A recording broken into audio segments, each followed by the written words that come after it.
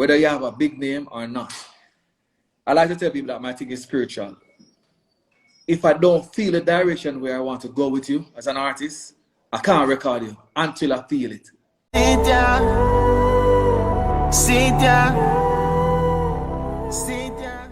If you haven't already done so, follow us on Instagram. Remember to give this video a like.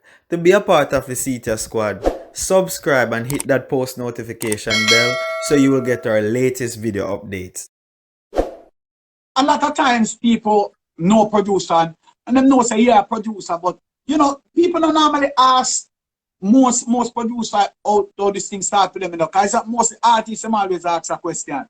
But producers, the production side has to be coming from some deeper love. Yeah, and where you find that love. You know, sound system days, you know, we're coming from a little car radio. We're able to become some of the youngest youth to ever have one of the biggest and the baddest sound in Jamaica, traveling out of Jamaica. You know, then we at the time, financially, because we were teenagers, you know, with my friends, the Glamour G, the Lenny High, you know, then we move on to playing bass Odyssey, you know, because financially at the time, as we say, we are teenagers, we don't have money to build a big song, but we have a car radio, we're bad, you know, and, you know, playing music, we're really talented like that. Until we end up, you know, playing bass Odyssey, get that recognition, you know, then come back to what our own sound system. After touring, you know, with Bass Odyssey, saving my money, you know what I mean, buying amplifiers, professional stuff now, take time changing out the little old speakers, the little car radios and stuff.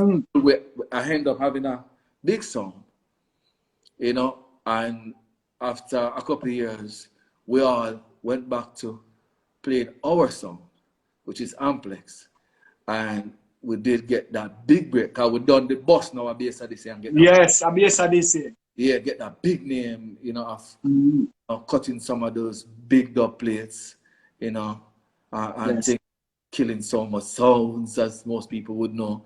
So yeah, you know, that was it, and then we make that transition to producing because our hearing by then, our hearing grew to know what was a hit sounding song from what. So we created it dubplates. I created it dubplates, but based on the same Amplex. So it was easy for me. We used to make it dubplates before it becomes a record. You know, and then I remember those days in dancehall. Then it will become a record after that. So I like to say I've been producing, maybe not for the masses how I am now, but I've been producing. In dubplates, I've been producing. So that helped to train me. You know, and then I made the transition. And here I am, you know. There and then with the sound system, it helps to train one ears. You know, if you really love it like that. You know? So from there, and I really start, you know, get interested in after cutting those dubplates, putting those bad dubplates together. You mean the Bounty Killer, Mad Cabra, Sun, you know, the Buju, the Helping, the Luciano, you know what I mean, Father Keith, you know, back and forth. I was one of the person. If he's not able to come to the studio, I'm the one who he will, you know, cut the dubs and stuff. So I'm responsible for that part there, on a level. And I introduced Bounty Killer to Bass Odyssey anyways. You know, and in turn, that helped to bust all of us. Because Bass Odyssey bust as a sound, we played the most killer at one point. And responsible for that. You know, a lot of people don't know. I'm very much a part of Killer career. You know, and stuff like that as a young man. You know what I mean? So, yeah, so that kind of that influenced us. And of course, man like the High, Triller, you know, you guys are like my uncle. Yes.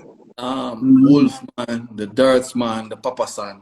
So I was rounded amongst so much great talents. You know, my bigger brother, you know the thing, you know, so music wasn't far. So eventually I you know what I mean, make that transition in producing. You know, What was your first song? Hydro. Show them hydro. I'm in trouble. Wicked man, roll them lights like candle. Yeah, man. Big song. Big song. I remember them songs used to lock down dancehall, by the way. Yeah. So, you know, as how did you feel like as emerging from the sound? Well, I know it probably would be the same kind of feelings, but how did you feel like when you put out your first song by your label and you see all the song are going on dancehall? Did you help to break that song into dancehall like when you're a sound system DJ? Or you just put out the song and the song just get away? I just put out the song and it just run away. You know, I remember a Curious days.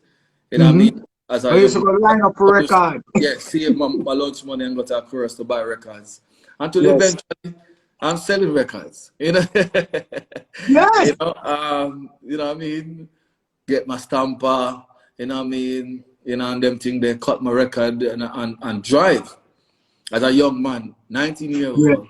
Yeah, man. First is me and drive and help to distribute, you know, find record shops and stuff like that, you know, and till after we start doing some stuff with Tough Gun and but at the initial I work with my virgin Jason, you know, used to just drive, receive goods as a young man, and you know what I mean? Yeah.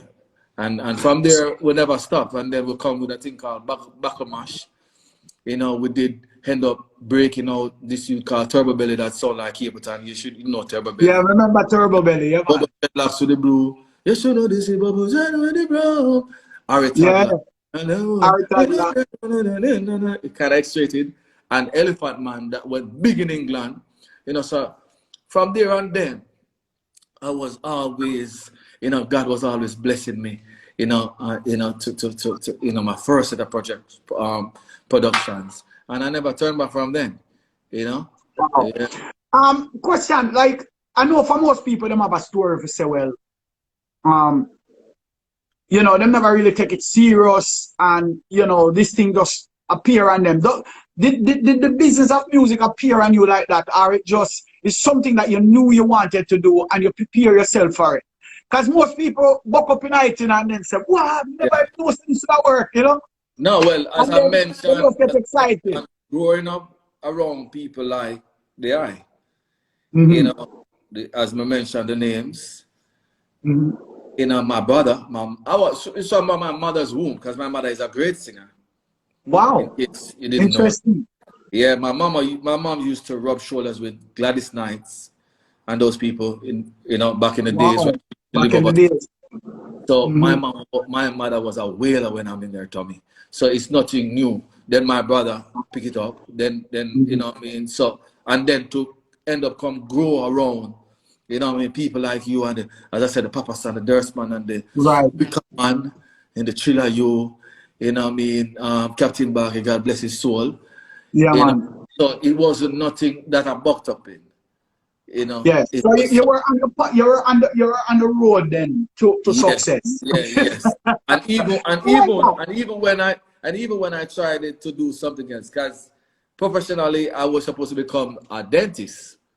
Wow. You know, that runs in my family. I started university, tried to pursue that, and music took me away. Yes. Took me away. You know, nice. I spent 1.5 years in college, and then it was just music. My boss, I started leave school for go foreign, on tour, you know, and that was it for me. You don't know that go with mommy and daddy, especially mommy, sending our money from foreign for I think be a problem that you know, a problem. You know what I mean? Trouble. You know, they want to see me in the necktie. Yes. And you know, their dreams. I have two uncles was actually dentists, you know, one in the army, one otherwise, and so I grew up seeing them in this 4-pocket bush jacket thing here. So I fall in love with that. So I wanted to become a dentist, but as I said, leaving high school, started college, and to pursue that dentistry thing, music just took me away. You know, because you know, eventually we'll bust and start. You know, by we reach 21, we have one of the biggest baddest, hottest sound system in Jamaica. We will compete with the Stone Love, the all of them you can think of, you know, and start traveling on our own now after Beres Hammond. We tour with Beres Hammond, get that Yes. run, I explained earlier, start buying some professional equipment. We start come back to our own thing and start tour on our own because it was easy for us then because we done bust a Beres Hammond now. So many of the days that Beres Hammond used to get, we eventually start get because, you know, the sound system, Beres Hammond bus, big sound and everything. But our personality, our talent, which help to split the fan base and the promoters, so hence we start travel the same route. So as some local youth, you know, we go Japan with the same route that we went with Beres Hammond, we went with Amplex. So it was in our second round. You know, and as I said, we made the transition in producing, and you know, it was just a joy. So it wasn't nothing that we buck up into, so to speak. So, you know? so you're saying, in other words, then it was a very simple thing to make it sound, because here you are was definitely a producer from before now, you know, because if you're really going back, you were producing dub plates before and creating songs on dub plate that hit the dancehall. Yeah, because we convert, because what I used to do, you know, what I used to do, if a song come out on a particular beat, I want to make it, I make special, not dub plate. And if you could go back and listen to some of the Amplex dubs and the Beres Hammond dubs, and the Beres Hammond dubs, yes, being a part of, I used to listen to like 3-4 different beats, and that's where I learned key and tempo, and I would know that, all right, I play 3 of our favorite rhythm that run in the place that I would want to change the song from the original rhythm to put it on, to make it a special and not putting the original rhythm. I would sit and I would sing the songs on those 3 beats, and whichever one the fit is best in terms of the BPM, which we're talking about the tempo, most people BPM, and the key, I would sing it, and whichever one it fit is best, I would put that play. Yes. And I can remember one time I went to Beres Hammond, and I went to Buju, check Buju, and pull up the vibes that you're playing. So I wanted that, and I sit and I sing it on, sing it on the sling thing.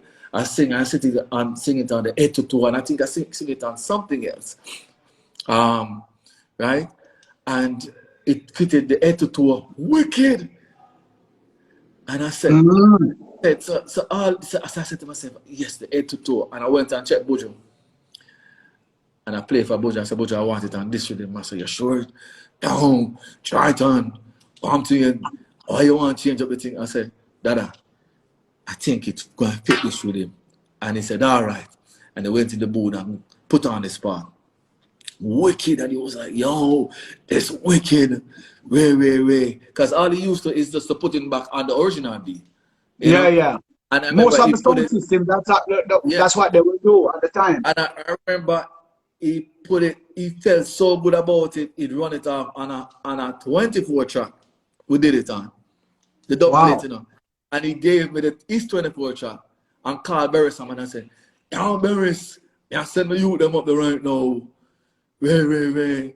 Just deal with them good for me. Way. And I drove up by Beres' house. You know, Beres has his in-house studio and stuff. And you know, reason with Uncle Beres. And you know, and I said, yeah man, I'm proud of you guys, and you know, doing very well. And you know, I said, yeah man, and so I said, you know, put on the tape. So he had his engineer to put on the tape and put it on and play it. And when he played it, he was like, what is this? I said, Dada, I changed the beat, you know. I think it would fit this, you know, and you know, and he said, play it again, and he listened to Buju, and I said, yeah man, but they sound good. You know, and there and then when Beres went into the booth now and started singing, I said, no, this is not a dub play. This is a special. And he gave me so much credit for it. He gave me so much credit for it. He was like, yo, I respect you for this. You know, because you're creative. Your creativity and you come different. And this is a special. This is what you call a special. And from there and then, so as I said, I trained myself. I was producing. At the time. So much. At the time. So when I sensed from you, there was such a great passion to do this because it was just love. Yeah, Troyton. So producing the first track with Baby Wayne now, track Runway. Yeah. What? Yeah, how did you mold yourself into now getting into the studio vibe? Did you have your own studio at the time, or you just as I said, I was a young man, 18, 19 years old. A matter of fact, at the time, in terms of beats, I wasn't start creating, in regards to that. I went to, because of my bigger brother, Sly and Robbie. Yes. I went to Sly and Robbie to make the beat for me, and he was like, so I said, Dada, I have an idea, because I always instrumentally what I do. I said, I have an idea that I want you to make a beat for me. And he was like, yeah, what kind of idea? I must say, but wait, you think you can't pay me? He said, you can't pay me, look up, youth. You can't pay me. I said, no, Dada, might be not enough, but you don't know. I have an idea, and I want to share it with you. And it was the duck rhythm that I created something from, and put some, different sounds into it. I put this back crash into it. So I end up naming the rhythm back mash. Right. So it has that kind of duck feel, And he started like looking at me like, no man, I love that you wanted to do music, but you know exactly what you want. And you're instrumental in what you do and what you want. So he gave me credit for that. And Uncle Sly, yeah man, made the beat for me. And so that was my second project that I called Back and Mash. That was the one that I talked about with Turbo Belly, that great Turbo Belly in the industry. And Harry Toddler and Elephant Man, So as I said, from there and then, we just start working, and then, there go my sound system get this big break now. And I was to pause now with my producing again because my sound bust now. So you have two success in a one beat. Yes, yeah. So my sound bust now and we start, booked out. As it says, 920 at that point now. Start touring our own now. We start run Miami, Washington, DC. We were the top hot sound, as fresh sound. Kind of stole them, the Immortal, those are the four. But as young, the youngest set of youth at the time, Yeah, man, I remember those days with the idol, really just. Yeah, man, to do that. Crazy dumb plate, man. We'll call Uncle Melody, man, and say, yes, sir, come, man. Crazy dumb plate, sing for us, man. Yeah, man. Sing for us, and we just, do the rest. And so it is really, a joy. I can't tell you, bro. Member sound system let me know the 14 parishes and every district. I played in the 14 parishes of Jamaica and every district between Base of the Sea and Place. Every district we went to. Bro, you could never, some place we could never think that we're still in Jamaica. Them time we just I would just say, all right, boom, we're going to this country to play. And brother man, remember me tell you, them time they're far. Yes. So it's a lot of work, bro. We're putting the work. We're paying our dues. A lot of people that know the issue and the background can tell you. So it was on a lot of jet lags. But then maybe now or maybe 15 or 16 hours to go Japan. But then at night I was there. You know what I mean? And we were so happy as some young man going to Japan, playing in these little clubs like 50 people. You know what I mean? And it was a joy. You know what I mean? Just to see these buildings and just to go on flight to spend so much hours, it's just a risk too with your life. Yes. But we were so happy to do this thing, so we don't even think about that at the time. And nowadays, we're friends say, yo, play that drop with a sky audio and them think them. But, you know, back then, so yeah, man, it's a lot of work we put in, man. Whole heap of work. You know, whole heap of work from a tender age. Cause I know some people think I am older than who I am at my age. But because I'm doing this so long, you know. Yes, yeah. As I said, music is really, I can't say music is all I know. People should check the history of some of the biggest producers that we have, ever have. King Tubby's, they are sound system one I know. Yeah, King Jammins, Bobby Digital, God bless his soul, rest in peace, Uncle Bobby.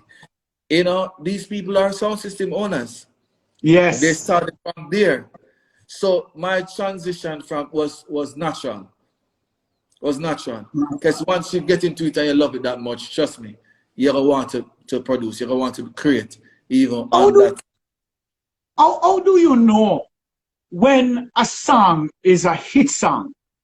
What's the formula for that? I mean, when I'm looking at the catalog, when I'm looking at the catalog of music that you produce, everything is a hit. It is, I think it's a God-gift talent with me. It gives me such an hearing, bro. Like my beats has to be a hit before vocal got it. Oh, my beat has to be a hit. If it doesn't have that sound, I'm not going with it. Never play something different. That's first and foremost.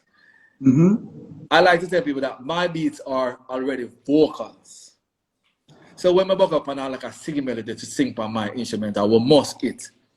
When I buck up on Mavado, where I'm a melody king, like, it's unbelievable how talented he is. Yes. And I watch him almost years creating all these songs. It's like effortless.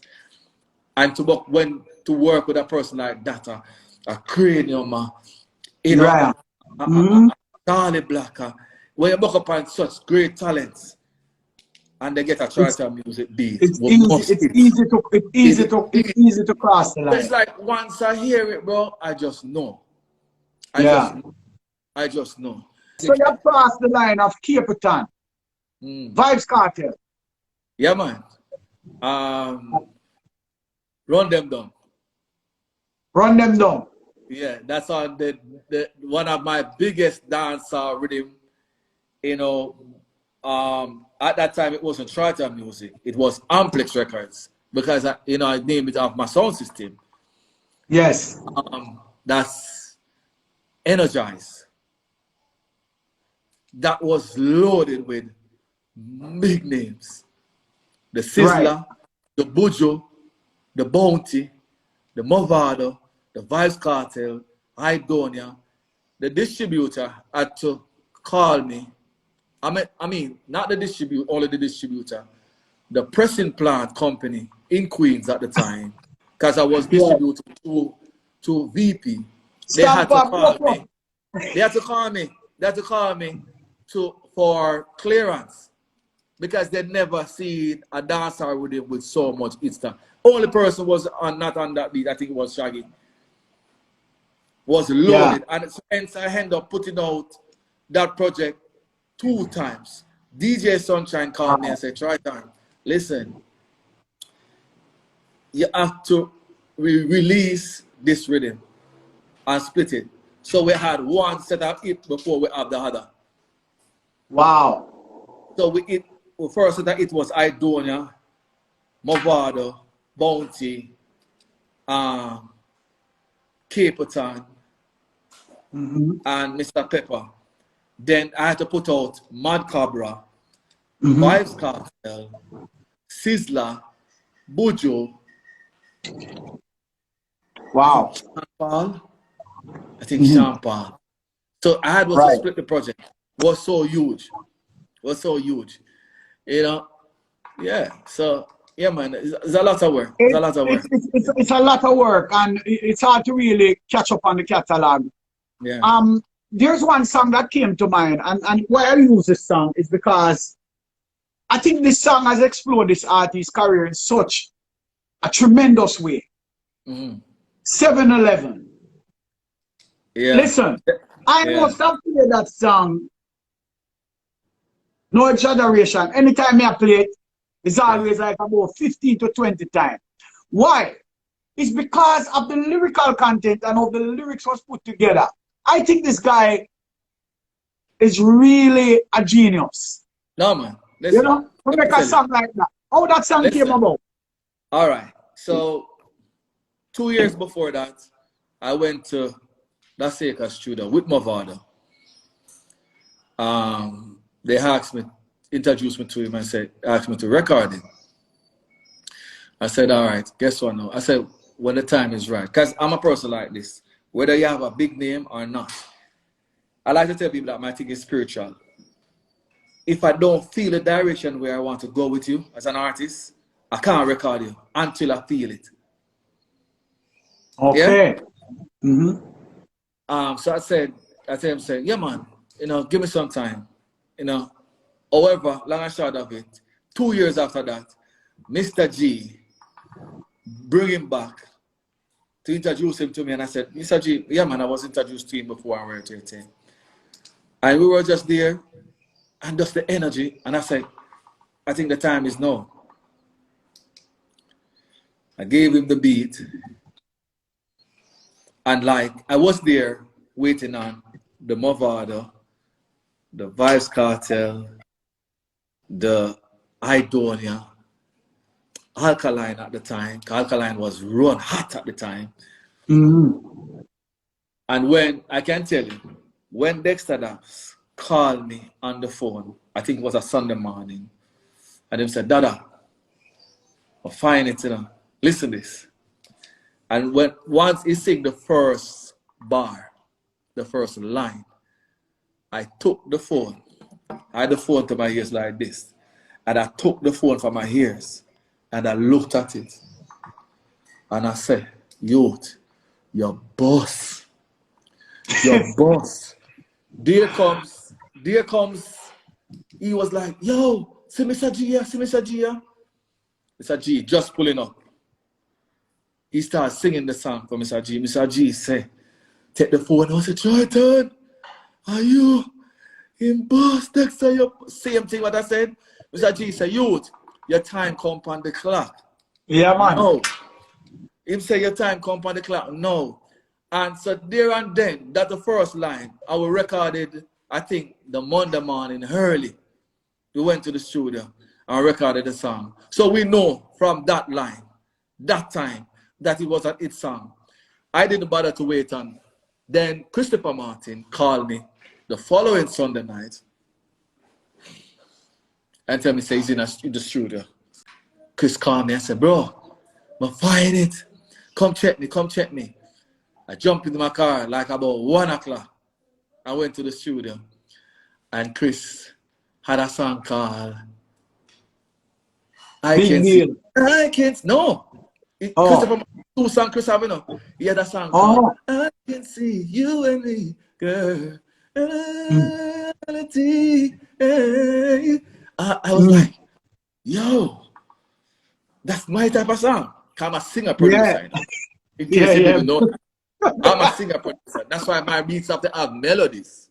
Yeah, man. We see that far early on. I was about to ask you that too, but because everything that you do is just melody, you know. All your beats. I still have that signature. I get so wild, and it was like, play that for me. He was finished with that. He was like, bro, but guess what? I have another song, you know. Wow. I said, sing it. And he sing it. And I said, I like it, you know. I like it. But I can see this is my time. And he went in the mood and started singing it. I'm going to say, no, this is streets. I said, I can see big, but this is street. This one connect with the people. Instant. I'm a big deal. Me and my friend, I'm a big deal. It was man. over. Early on the play. Yeah, man. I never bothered to wait on a Mavado. I never bothered to wait on an Idona. no Vice Cartel, no Alkaline, no Beanie, no Bounty, nobody. Dexta Daps and Christopher Martin did that. Yes. And I end up make history. That was the first rhythm to ever to run the place. Rhythm of the year, song of the year. And I never had any one of these monster names on it. Never had. Yes. Right? You know, one of the things that I've learned is to Troyton. We as producers in Jamaica and so our music creators, we kind of trapped into the mindset that you have to be going for big names, in other words, to bust or to make a hit song. As a producer, you're supposed to be able to have that hearing, bro. Whether it's a name or not. Yes. To hear that voice, that talent, that, you know what I mean? To know that this can create that impact and become it. And then, listen, that dancehall drum and bass with that phrase, with that Dexta, that voice over it, brother.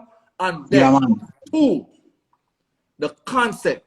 Listen, the concept was nobody never seen that before in the industry. Remember, me and you as a man, you know, we all go through this. We go to a community, we go somewhere, see a girl, we like her, we tell her birthday because he's from the community. The girl is from the community, and I say, yo, bro, I like that girl, you know, she look good. I would have, you know, put two upon her, so to speak. And the man would say to you, yo, bro, louder all around the place. Louder. Yeah, man. That's no good, man. Listen, and you will in return and say, yo, me no business. How much of us do that? Have that experience. Me no business. You look good. No, man. Panama used to show a bad record. If not interested. Enough man still go and get hooked because guess what? In the midst of that time, she might just ready to change her life. And she might just see something that she really liking you to help her to change. Becomes that person. I know, listen, I campaign this song, you know. Me turn it into a talk show, you know, to talk about this song and run with it from my back. I did the tri-state promoting this song. Now people didn't know that the song is not necessarily saying she have 10 man one time, you know. Right. Enough people take it for that and they run with it. And that's why I think the song is such a great song. All he said in the song is that if you have 10 man. Yeah, that's what I mean. He doesn't tell you, say, him not care. Him like the girl, and him just want to pursue, and him want nobody what I feel. One time, or she don't. So it has a balance. So that, for Dexta to come up with a concept like that, man say that almost every other man in the world can tell you that they have that experience. And a friend will tell him, say, load that man, she is no good. Yes. And he might still try, or he might not still try. So the concept in itself was such great. Then the beat, the production. Yes. And, yo, I see we went to show 40,000, 30,000. Dexta can't open me mouth. He can't sing one line. You know? So, yeah, man, it was a great thing for me. Making a song like that, that got so much rotation on every platform that there is. No, that is it. That song played for 45 minutes. Big A played that song for 45 minutes. And the whole rhythm for hour and 8 minutes. Dexta alone. That's how I get to, listen, that's how I get to work with Beres Hammond, you know. When Beres Hammond get to meet me, other than from sound system days, because here's he didn't get to see me. Yeah. When he was like, but me know your youth. Yeah. You, whatever. I said, yeah, man. He said he'd sit down in his car, driving from his house to St. Mary on his farm. And from his driveway into his car on his farm, way into St. Mary. He hear that song playing over and over and over. That he has to take notice and say, no man, what are you saying, say? You know? And so it created such an impact. Shaggy. Tony Kelly called me. They were like, Right. yo, you know, Jordan. You find it youth. Big up Jordan. And Jordan said, Troyton, where you find him? Who he be? But because it just come boom. And I put up the project in 1 week before Christmas. No producer. I remember. Because if you're there to do that when people so busy and looking their hustle for Christmas, your rhythm going out all. Yes, true that. Mr. G said, Troyton, you still have put on the rhythm? Don't put it out. Next I call me say, yo, Dada, you still have put on the rhythm, dog? I don't think so.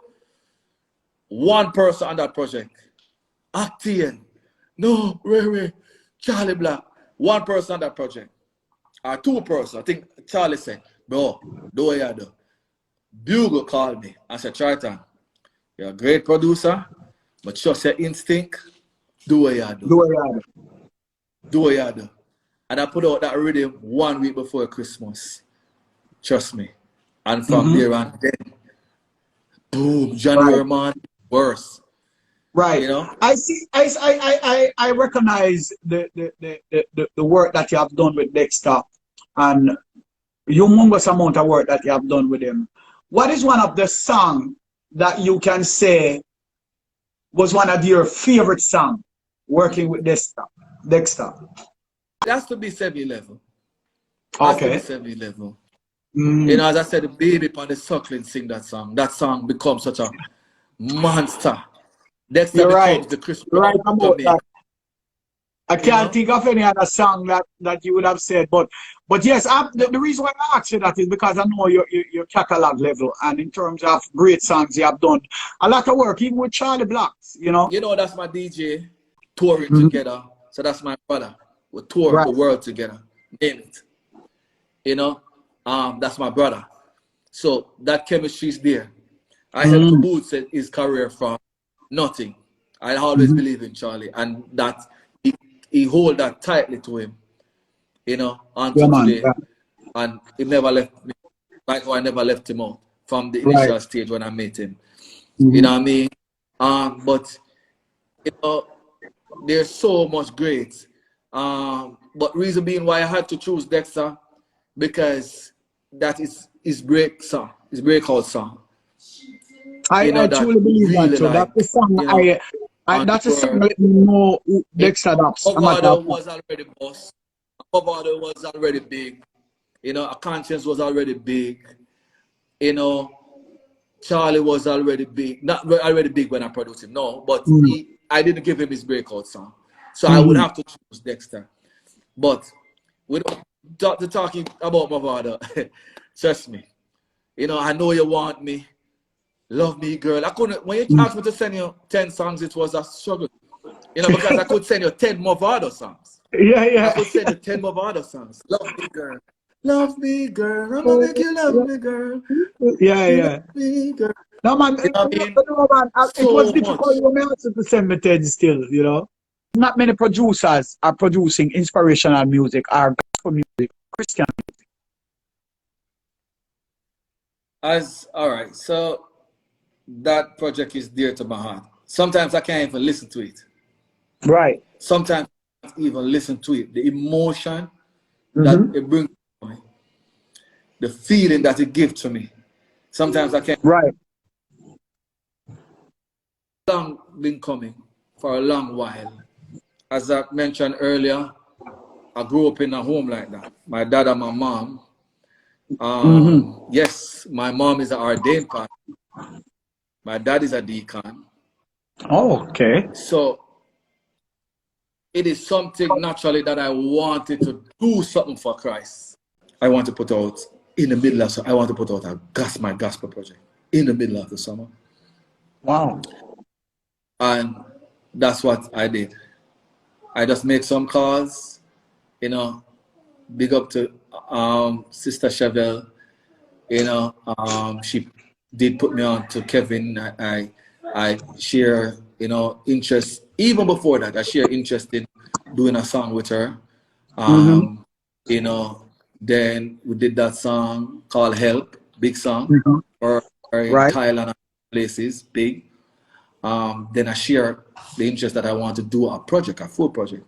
And she said, yeah, man, you know, I'm a friend with such and such as I can put you on. So she put me on to Kevin. And once I connected with Kevin, he was like, yo, bro, I know your work. I know your work. He said, I know your work. I love your work. Bro, it would be a pleasure. It's a pleasure. And from there and then we connected. I sent him the beat. A couple of days after that, we hooked up in the studio. And he came in the studio and we just went blast. And from Kevin opened his mouth and said that. Don't let the lights, don't let the lights. Don't let your light go out. Such a beautiful song. I did all the rest of songs. It's a nick of time. Because, Right. you know, he's not living here anymore. So we're not seeing eye to eye like that and buck up on reason. You know, for that. Let me fast forward a little bit. Mavado and Neyo. Mavado and Neyo. How did you get to collab for two great artists together like that? I mean, how did you get to do this collaboration? Get to do that song. Big up Tishan, his manager, good friend of mine. So the first time Neyo was supposed to come to Jamaica to do a show, there was some African guy who was supposed to bring him to Jamaica.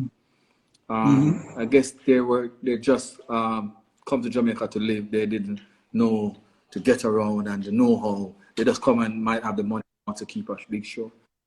So I was introduced to them and, you know, to help them out and to show them the ropes and things. They had canceled the show. So my bigger brother and his friend, big up to Uncle, what's his name again?